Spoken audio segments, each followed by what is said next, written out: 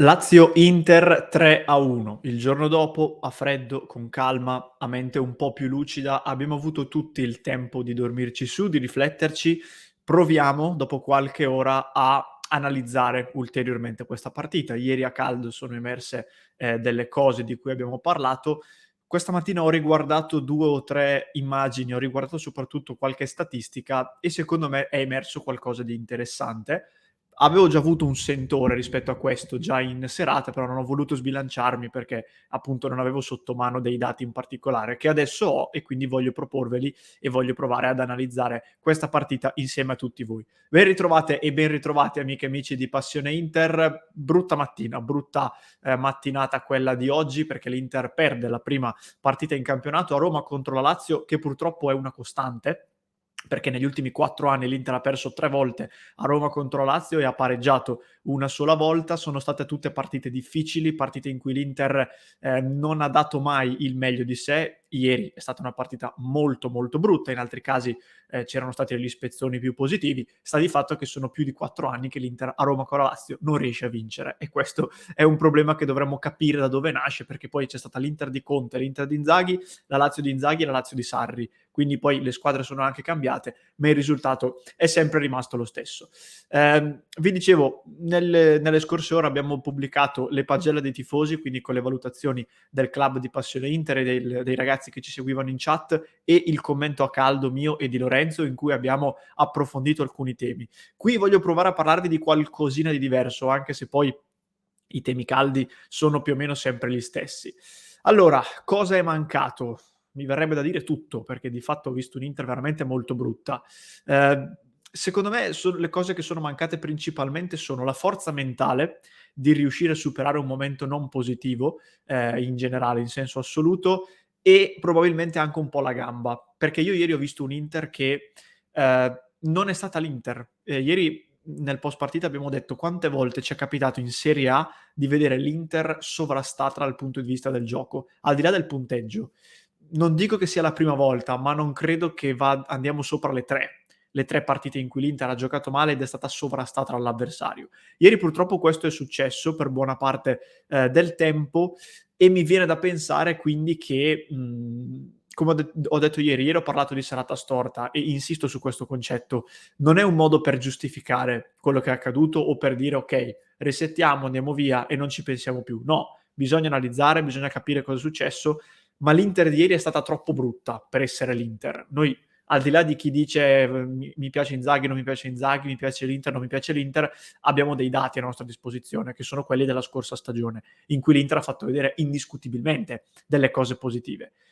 Io non posso pensare che la vera Inter sia quella di ieri, perché non ha funzionato letteralmente nulla nell'Inter di ieri e quindi mi viene più facile pensare veramente alla serata storta, senza considerare poi gli errori e la partita negativa di tanti singoli che sono per questa squadra fondamentali. Ne cito 3: Nicolò Barella, Marcelo Brozovic e Romelu Lukaku. Partita orribile di tutti e 3. Quando ti viene a mancare un'ossatura di questo tipo diventa complicato poi ottenere dei risultati. Non mi è piaciuta una dichiarazione del mister post partita, che secondo me ha incentrato tutto sul discorso di dovevamo avere un po' più di cattiveria, abbiamo avuto le nostre occasioni, se Dumfries avesse fatto gol di testa dopo l'1-1 di Lautaro magari staremmo a parlare di altro. È vero che gli episodi nel calcio sono determinanti in ogni partita, perché quando uno sport a punteggio basso gli episodi sono molto importanti e sono determinanti. Non mi sembra, francamente, lo dico ipoteticamente al mister, non mi sembra questa la partita in cui si può fare questo tipo di discorso, perché ieri l'Inter non perde perché non le vanno bene gli episodi, perde perché entra in campo male, corregge la partita peggio e il risultato non è altro che la sintesi delle premesse che si sono viste.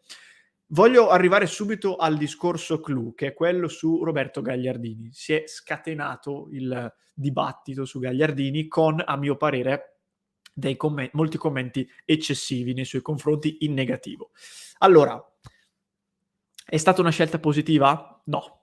L'Inter alla fine probabilmente ha perso più rispetto a quanto abbia guadagnato nell'aver scelto Gagliardini a discapito di Çalhanoğlu. Il mister ha avuto troppa paura di Milinkovic-Savic? Probabilmente sì, probabilmente si poteva provare a contrastare in una maniera diversa.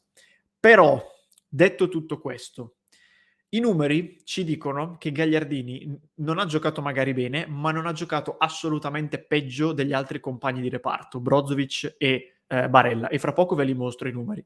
Qual è stata la lettura di Inzaghi?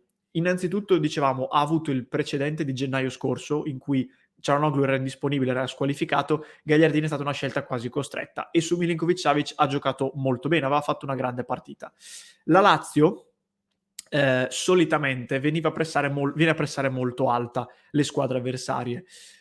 Immobile ieri è venuto spesso a uomo su De Vrij, con i suoi 2 compagni di reparto ad andare a prendere i braccetti. A questo punto il rischio che poteva correre Sarri era quello di alzare Cataldi, che era il suo regista, il suo vertice basso, direttamente su Brozovic. Una cosa che si è vista a volte, ma non così spesso, perché evidentemente alzare di così tanti metri il vertice basso era effettivamente un rischio, soprattutto vedendo l'Inter che con lo Spezia ha giocato molto con la palla diretta su Lautaro intorno al cerchio di centrocampo.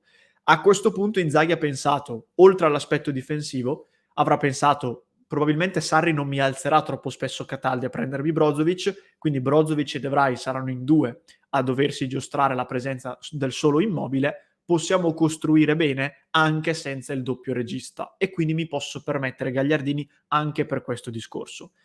Evidentemente qualcosa non ha funzionato, perché la costruzione dell'Inter ieri è stata per nulla positiva, è stata molto sporca, pochissime azioni costruite con linearità e con precisione, e quindi è evidente che qualcosa non abbia funzionato. Però adesso, per chi ci segue da YouTube, io vi voglio condividere i dati che prendo dal portale SofaScore. Innanzitutto il rating, quindi la valutazione, diciamo, dei 3 centrocampisti in base alle statistiche è 7.0 Gagliardini, 6.7 Barella, 6.4 Brozovic.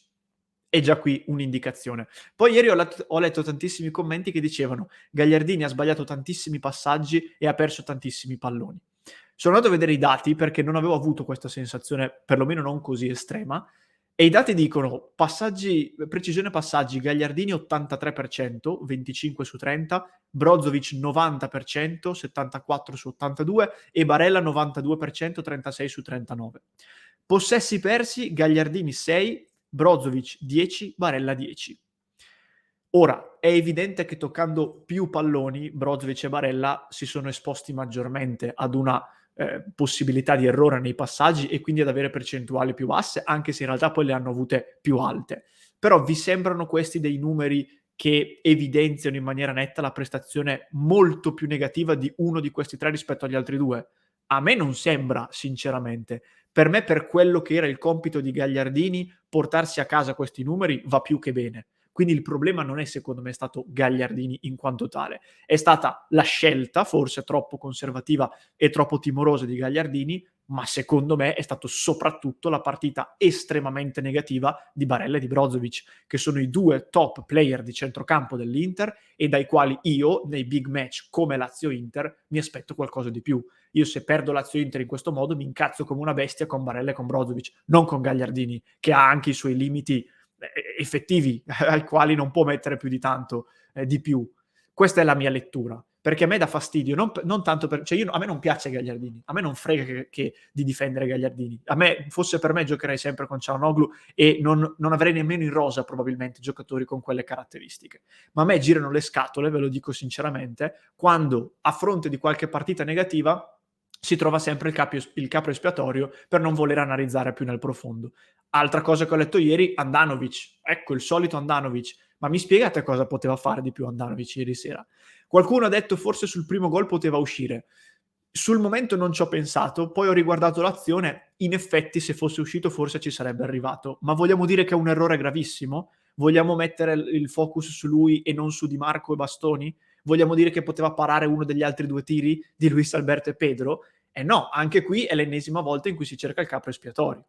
Questa è la mia opinione, ovviamente. Poi ognuno si tiene la sua, però i numeri sono quelli che appunto vi ho riportato ora. Andando velocemente, un'altra possibilità che ci forniva la Lazio, visto che tende a difendere molto compatta e molto stretta a livello di ampiezza, era la possibilità di sfruttare i quinti, magari nell'1 contro 1. E qui secondo me anche Dumfries poteva fare di più, perché Dumfries è stato uno dei più positivi, ha giocato molto bene, però tante volte aveva la possibilità di andare nell'1 contro 1, ha fatto finta contro finta contro finta contro finta e la passava indietro. Un po' si è candrevizzato, dicevamo ieri simpaticamente in diretta. Lo sappiamo che Dumfries non ha l'1 contro 1 nel breve e nello stretto, però a questo punto, dopo una partita con queste difficoltà, provalo un paio di volte, che magari qualcosa viene fuori. La Lazio ha fatto lavorare tantissimo i braccetti dell'Inter col possesso palla, non ha voluto alzare particolarmente il ritmo, perlomeno fin quando ha capito che l'Inter era ancora in partita. Dopo il gol del 2-1 l'Inter ha sbandato vistosamente e la Lazio allora ha cominciato a giocare più fluida, ma non è stata una squadra, secondo me, così a naso che ha voluto alzare di molto il ritmo, tant'è che l'Inter di questo ha risentito. L'ha vinta con la qualità, perché ieri l'abbiamo detto più volte, nel momento in cui noi stavamo invocando il cambio Gagliardini-Cialanoglu, Sarri fa il cambio Vessino-Luis Alberto. Poi fa il cambio Zaccagni-Pedro. Sarri ha messo qualità, ha messo uomini anche brevilinei e l'ha vinta così. E io sinceramente gli faccio i complimenti perché per me ieri la Lazio ha interpretato molto bene la partita al di là dei limiti dell'Inter. Ultimo appunto, il primo gol subito. Non ne stiamo parlando abbastanza, ragazzi. Io capisco la rabbia, la volontà di ribaltare tutto, ma il primo gol subito è a tutti gli effetti inaccettabile. Voi riguardatevi l'azione. Allora, tra l'altro, piccolo dettaglio, per tornare al discorso di prima, l'unica volta in cui Milinkovic-Savic fa una giocata decisiva, la fa ricevendo palla non nella sua zona di competenza, ovvero nella zona di Gagliardini, ma un po' più accentrato, laddove uno tra Barella e Brozovic dovrebbe innanzitutto uscire più aggressivo andandolo a pressare, e invece gli lasciano spazio e lui fa partire questo lancio. Chiusa parentesi. Il binario sinistro della difesa dell'Inter fa rabbrividire in quella situazione. Cioè, c'è Felipe Anderson al limite dell'area, in gioco, perché Bastoni lo tiene in gioco, Di Marco dietro di lui di qualche metro che cammina. Cioè, io mi chiedo, lo vedi lì davanti, vedi che ha anche spazio, recupera la posizione, cammina e non lo segue. Bastoni, che è anche lui un paio di metri dietro la linea di De Vrij e di Skriniar, che guarda Milinkovic-Savic, poi si accorge di Felipe Anderson troppo tardi, quando ormai il cross è già partito, e rimane nel mezzo. Rimane tra una marcatura posizionale e però il fatto di tenere in gioco Felipe Anderson.